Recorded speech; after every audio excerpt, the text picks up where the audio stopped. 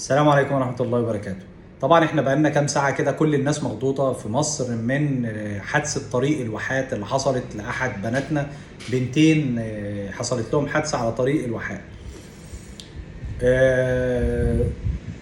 طبعا الناس كلها من الصبح كمان في حالة صعبة جدا بعد ما الداخلية نصرت القبض عليهم. كل الناس بتتساءل هو احنا وصلنا لإيه؟ طبعا في ناس بتاخد الموضوع لطريق تاني خالص، ادي اخرة الجامعة الخاصة والجامعة العامة. الموضوع ملوش علاقة بجامعة خاصة ولا جامعة خاصة ولا جامعة عامة، ومش قصة البطيخة المكشوفة والبطيخة المتغطية والكلام الفاضي ده. قصة التحول الشديد جدا جدا جدا في المجتمع.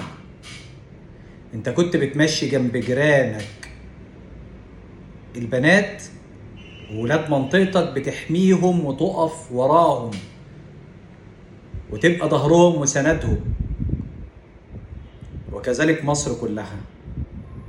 المشكلة يا جماعة بقت ان احنا ما عدناش فاضيين نربي ولادنا.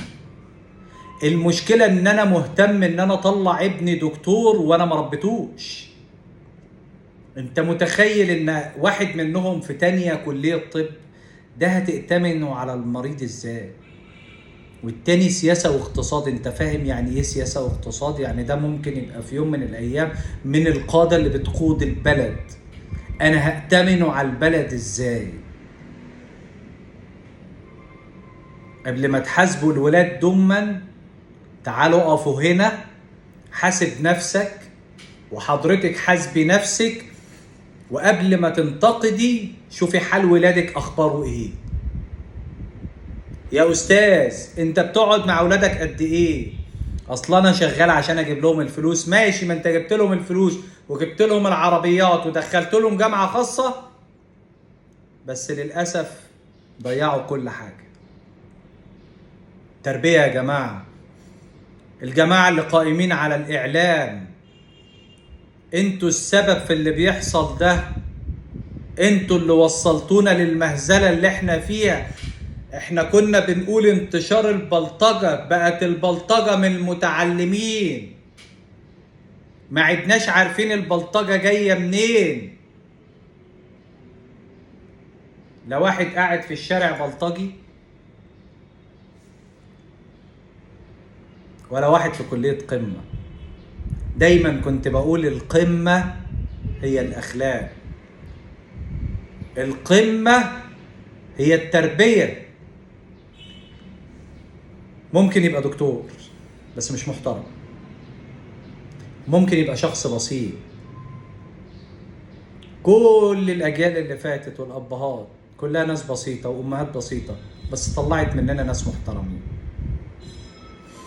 ودلوقتي الأبهات والأمهات مثقفين وبيدخلوا ولادهم جامعات خاصة ومدارس بالشيء الفلاني، بس العيل ما عندوش تربية بربع جنيه.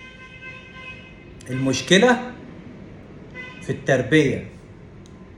المشكلة يلي بتنتقد النهاردة ممكن الدور يجي عليك. شوف عيالك وصلوا لفين. اوعى تقول ده انا ابني في كلية طب. تتبع مواقف ابنك. ابنك راجل ولا مش راجل؟ ابنك محترم ولا لا؟ ابنك متربي ولا مش متربي؟ وانت تابعي بنتك. المشكلة اخلاق، المشكلة تربية، المشكلة مش تعليم. ياما كتير متعلمين بس ما عندهمش اخلاق وبيتاجروا بالناس. هي دي المشكلة. ربنا يحفظ ولادنا. السلام عليكم.